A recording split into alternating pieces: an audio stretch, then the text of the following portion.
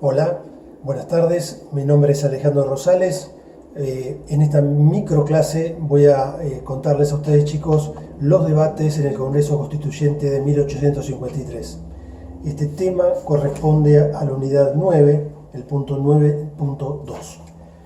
En primer lugar, vamos a ubicarnos temporalmente, ya que el año 1852, año que empieza el Congreso Constituyente, fue un año muy importante en nuestro país. Primero, en el mes de febrero, la caída militarmente de Juan Manuel de Rosas.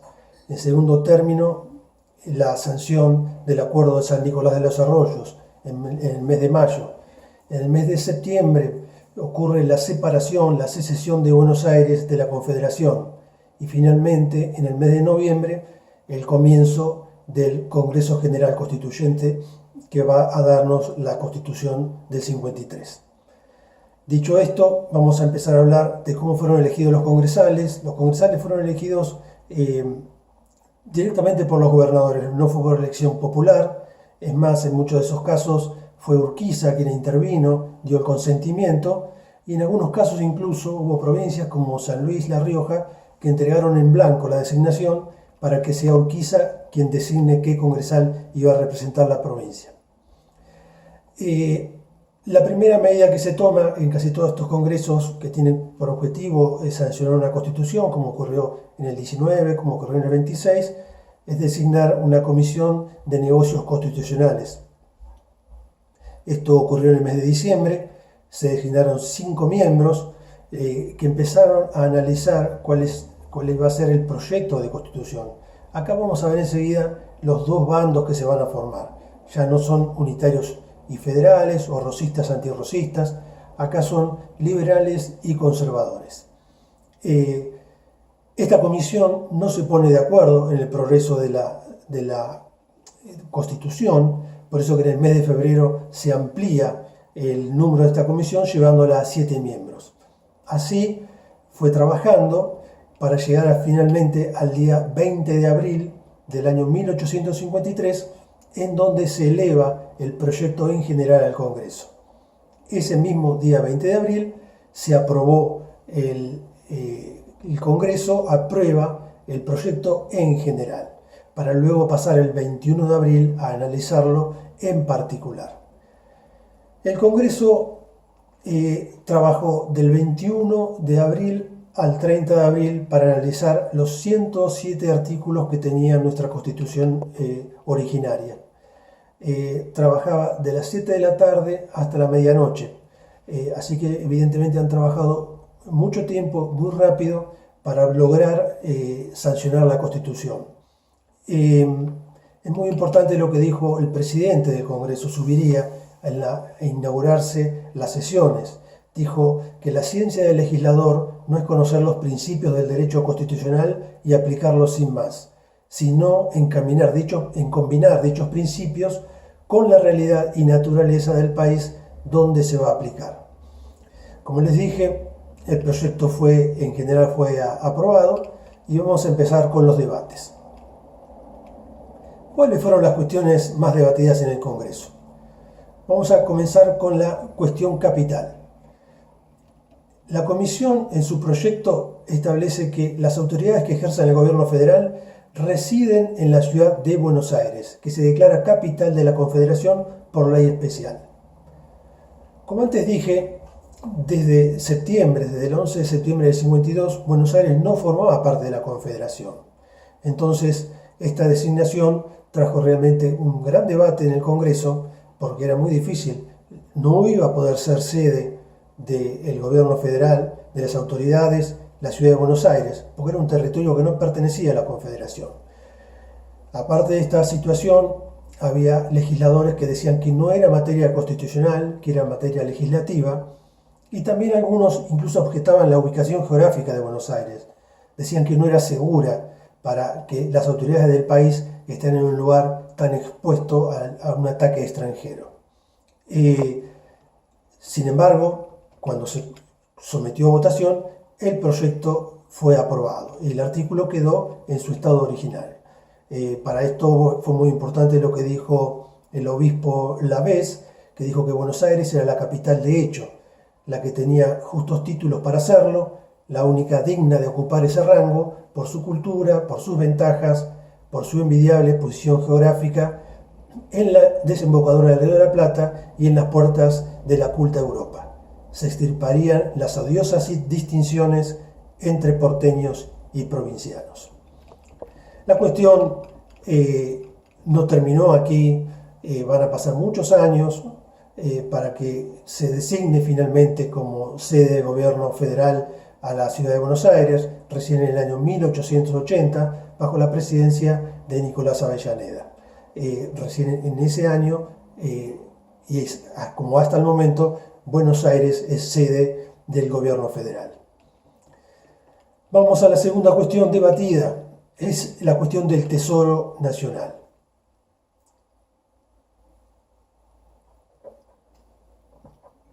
Es evidente que los diputados consideraban que Buenos Aires se iba a reincorporar rápidamente a la Confederación, porque así como ocurrió con la capital federal, también en materia del tesoro público tuvo mucho que ver la ciudad de Buenos Aires.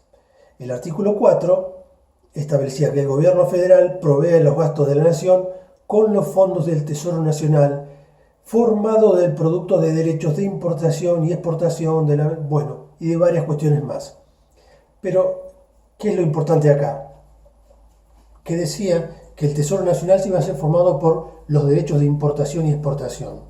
¿Qué ciudad obtenía la más grande cantidad de ingresos por derechos de importación y exportación? Buenos Aires. Y Buenos Aires no pertenecía a la Confederación, como antes les dije. Por eso también este artículo fue muy discutido. Algunos proponían que cada provincia pague impuestos para sostener al gobierno federal, otros decían que si no se votaba de esta forma la Constitución era inútil e impracticable. Por eso que, llegado el momento de pasar a votación este proyecto de artículo, fue aprobado por el Congreso. Esto por supuesto tampoco terminó acá, porque luego en el año 60, 1860, cuando se incorpora a Buenos Aires, discutió entre varios artículos el tema del tesoro público. Entonces propuso modificarlo. Consideraba, por ejemplo, el diputado Elizalde, que la aportación es verdaderamente una contribución directa, y contribución directa pertenece a los estados partes. No era nacional, entendían, que era provincial.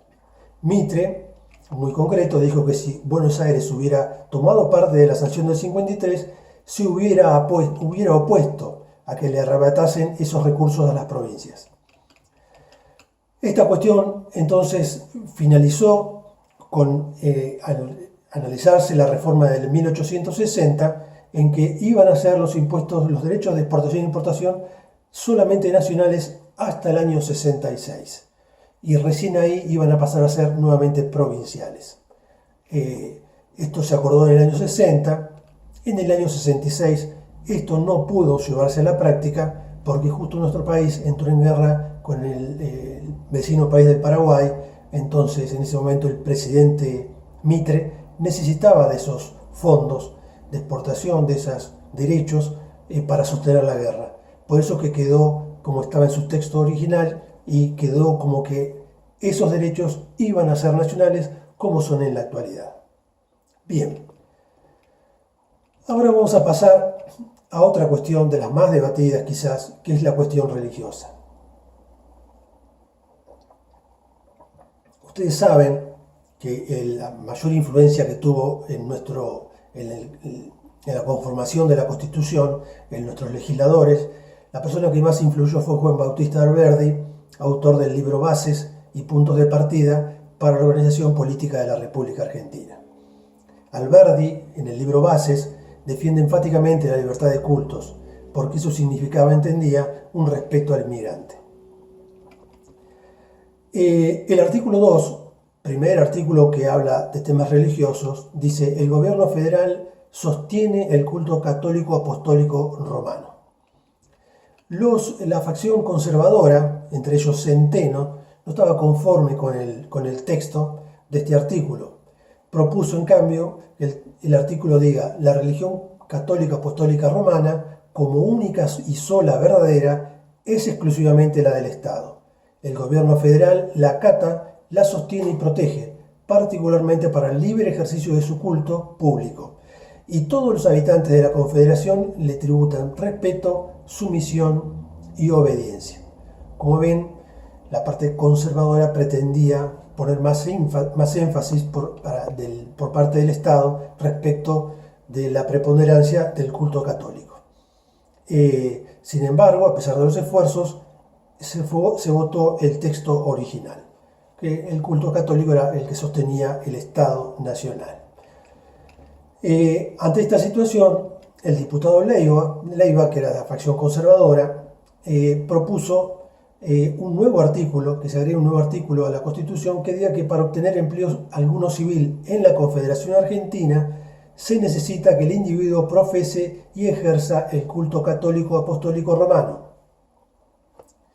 Este hecho también fue muy discutido, esta propuesta no fue aprobada, fundamentalmente porque hicieron eco a lo que dijo el diputado Lavés, que decía que todos los empleos y mucho menos de aquellos en que sus servicios podían sernos tan útiles como en el Tribunal de Protomedicato, Cuerpo de Ingenieros Agrimensores, puestos en que la República Argentina había utilizado tan ventajosamente las luces del extranjero cuando había estado en guerra, y que no era justa privarla para en adelante de este recurso.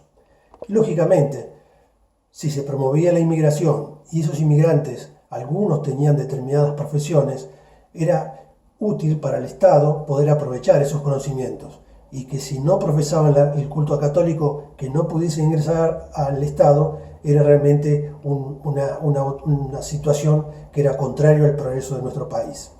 Entonces, de esa manera se rechazó esta propuesta de Leiva, no se incorporó este artículo. Otra cuestión, y quizá el artículo más importante en materia religiosa, es uno de los más importantes artículos de nuestra Constitución, que es el artículo 14, que habla que todos los habitantes de la nación gozan de los siguientes derechos conforme a las leyes que reglamenten su ejercicio, a saber, trabajar, ejercer industria ilícita, de profesar libremente su culto. Todos los ciudadanos gozan del derecho de profesar libremente su culto. Acá realmente se jugaron una gran carta la facción conservadora, por eso es que Centeno propone, dice que creía que el Congreso no podía sancionar la libertad teológica de cultos porque tal sanción sería contraria al derecho natural, contraria al símbolo de la fe católica apostólica romana.